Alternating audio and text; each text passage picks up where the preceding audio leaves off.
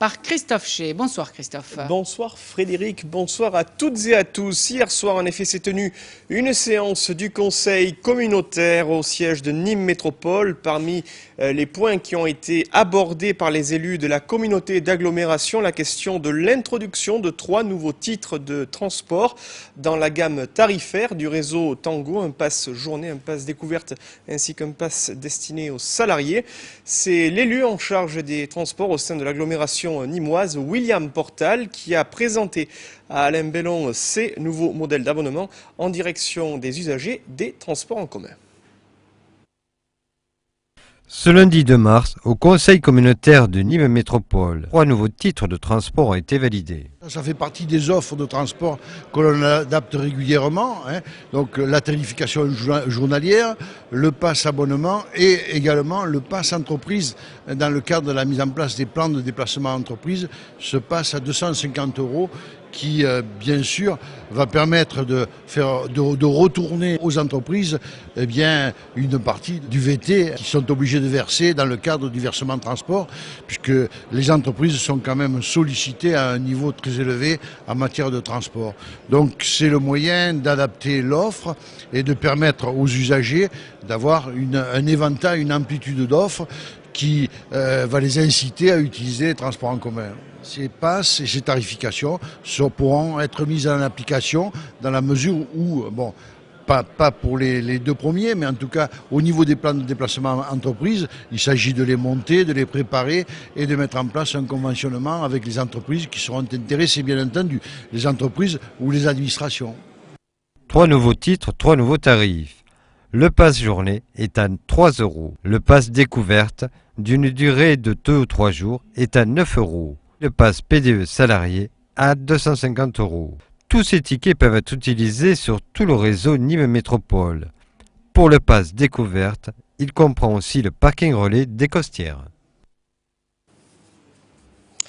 Autre point abordé lors de ce conseil communautaire de lundi soir, la prise de position de Nîmes Métropole concernant le développement des énergies renouvelables et plus particulièrement concernant la gestion des centrales photovoltaïques, une question directement liée aux décisions prises en 2008 lors du Grenelle de l'environnement, avec la prise de conscience collective des risques inhérents au réchauffement climatique. Les détails du vote, mais aussi les prises de position des élus de l'agglomération nîmoise sur ce dossier, dans ce sujet signé Alain Bellon.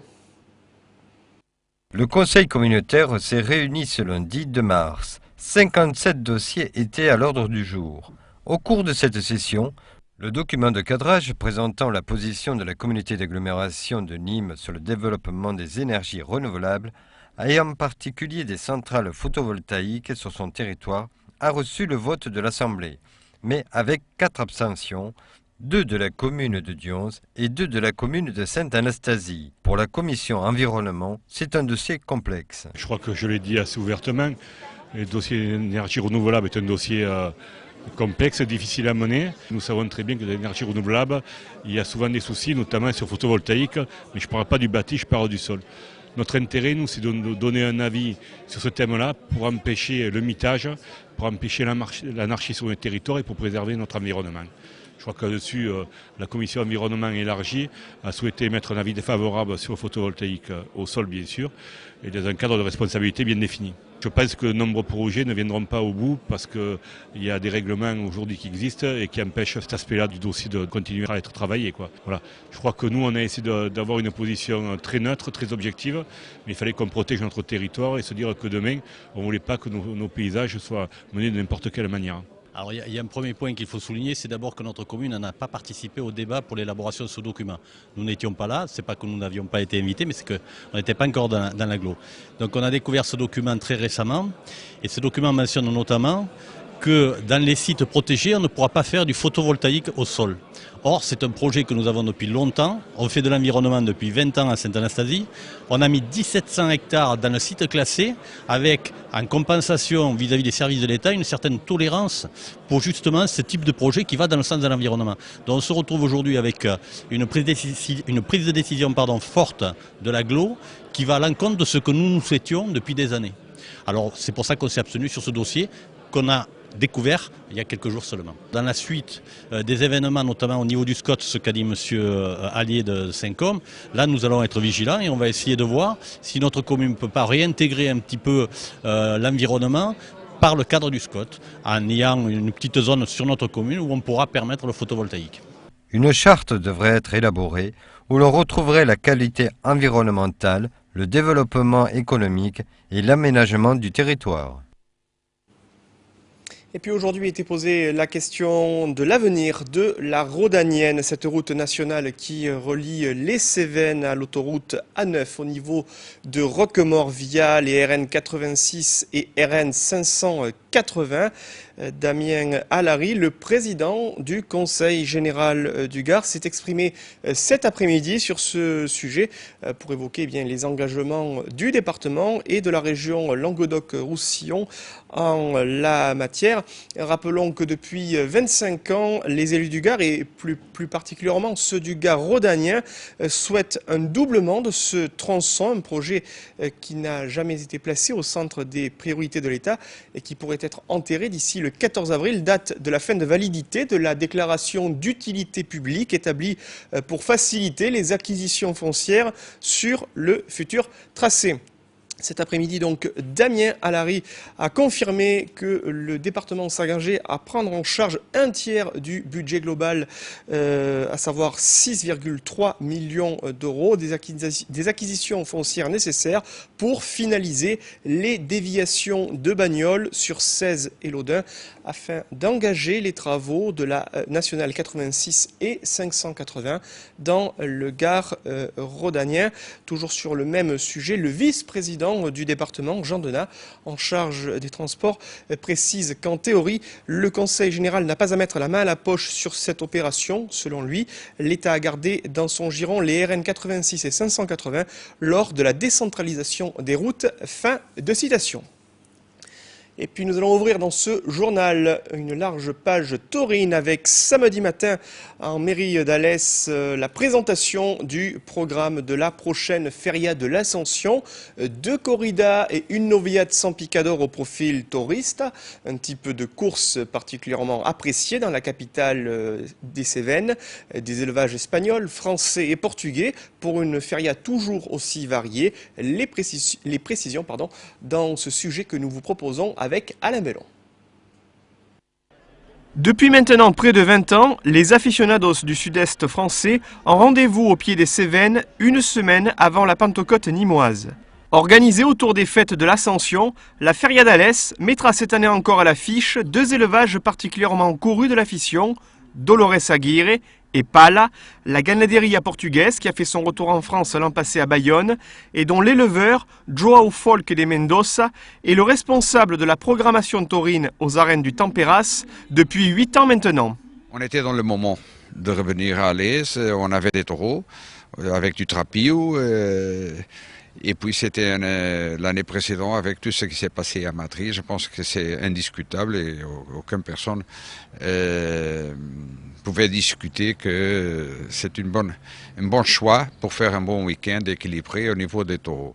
Une feria composée de 2 corridas, d'une noviade sans picador ainsi que d'une course camarguaise, preuve de la volonté municipale de marier les 2 tauromachie présentes dans la région tout en pratiquant une politique tarifaire plus populaire. Alphonse Daudet, en 1891, dès la construction des arènes d'Alès, venait pour voir des courses de taureaux à Alès. Et donc on allie la Camargue, qui est toute proche, et la tradition espagnole. Comme l'année dernière, il y aura des places pour les jeunes, pour la corrida du samedi à 5 €. C'est un effort qui est envers la jeunesse pour que l'afition aussi se renouvelle. Et l'Empresse, vous l'avez entendu tout à l'heure lors de la conférence de presse, va aussi faire un effort sur les moyens de transport pour amener gratuitement les gens aux corridas à Alès. La première corrida, programmée le samedi 23 mai, verra le retour en terre cévenole des taureaux de Dolores Aguirre qui seront lidiés par les toreros espagnols Rafael Lillo et Sanchez Vara, ainsi que par l'Arlésien Mehdi Savali, dont la carrière est aujourd'hui gérée par Denis Lauré. Une grande feria avec surtout 2 ganaderies emblématiques, que ce soit Dolores Aguirre ou Pala. Non, on est vraiment très heureux de pouvoir faire partie de la feria d'Alès. Pour la simple unique raison, c'est que Mehdi va quand même torer ici dans le sud-est pratiquement partout. Et je pense c'était logique qu'il vienne. Mehdi cette année, il prend un virage totalement différent des années précédentes et on croit énormément en lui, dont moi le premier. Et je pense que si le lot donne du jeu, ce que je pense aussi à Alès, il peut y avoir une grande après-midi de taureau. Après une novillette sans picador fournie par l'élevage arlésien d'Alain Tardieu et qui sera notamment torée par le vainqueur de l'édition 2008 de Graines de Torero, Matteo Julian, la journée dominicale sera marquée par le grand retour des taureaux portugais de Pala, absents des arènes du Temperas depuis 4 ans. Une corrida qui verra l'opposition directe entre Juan José Padilla, César Girón et Alberto Aguilar. Des toreros de caractère pour faire face à du bétail réputé coriace, un peu à l'image du tempérament cévenol. Et puis la veille au soir, c'est dans la salle d'honneur de l'hôtel de ville de Beaucaire qu'il fallait être. Un plein absolu lors de la présentation publique des cartels de la prochaine Feria du Taureau, proposée le dernier week-end de juillet dans le cadre des estivales de Beaucaire. Une feria cette année encore montée par Stéphane Fernandez-Meca et qui proposera 2 grands noms de l'élevage avec la présence au cartel de Pala et de Victorino Martin. Je vous propose de découvrir les cartels détaillés dans ce sujet. Pala et Victorino Martin, 2 grands élevages tête d'affiche pour l'édition 2009 de la Feria beaucairoise du Taureau. Un cycle présenté vendredi soir en mairie de Beaucaire et pour lequel le premier magistrat de la ville ne tarit déjà pas d'éloges. Il y avait une carte vraiment à jouer entre Nîmes et entre Arles, donc il y a une complémentarité. Nous on joue le taureau. Et donc ce taureau-là, moi je le mets en avant. Mise à l'honneur pour la qualité des courses présentées l'an passé, la ville de Beaucaire a renforcé la politique taurine choisie autour de Stéphane Fernandez-Meca, qui a construit une feria composée de 2 corridas et d'une novillade. C'est vraiment formidable ce qui est en train de se passer à Beaucaire. Je crois que c'est une vraie histoire qui démarre, un vrai projet. Et je crois que quand il y a des choses vraies qui se passent, tout le monde adhère, quoi. Et on se rend bien compte qu'aujourd'hui à Beaucaire, il y a un désir d'aller le plus haut possible et le plus loin possible. Le samedi 25 juillet, après la course de promotion proposée en matinée et le 2e trophée de la première épée, les taureaux portugais de Pala fouleront pour la première fois de leur histoire le sable des arènes Paul Laurent dans le cadre d'une corrida qui verra la présentation à Beaucaire de Juan José Padilla et Mehdi Savali, aux côtés du torero hollandais Julien Lescarré. Le projet que M. le maire a déclenché pour Beaucaire, c'est un projet passionnant. C'est un projet fondé et axé sur l'afición et sur l'aficionado, en tout respect par le taureau. J'ai une obligation morale de redonner à la fête et de redonner à l'afición et aux aficionados des beaux moments qu'ils m'ont donnés aussi à moi et à mon élevage. Après Pala le samedi, la journée dominicale sera entièrement dédiée à Victorino Martin, avec le retour en matinée des novillos de Monteviejo pour un cartel hispano-franco-portugais composé par El Sombrerero, Marco Leal et Nuno Casquina.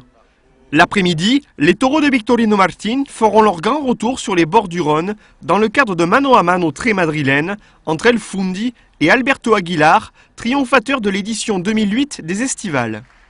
Une feria qui risque de rassembler la foule des grands jours aux abords du champ de foire au Beaucairois, un peu à l'image du Noailles Billetes affiché vendredi soir dans la salle d'honneur de la mairie, avec un public des plus nombreux et attendant avec impatience le début de la temporada.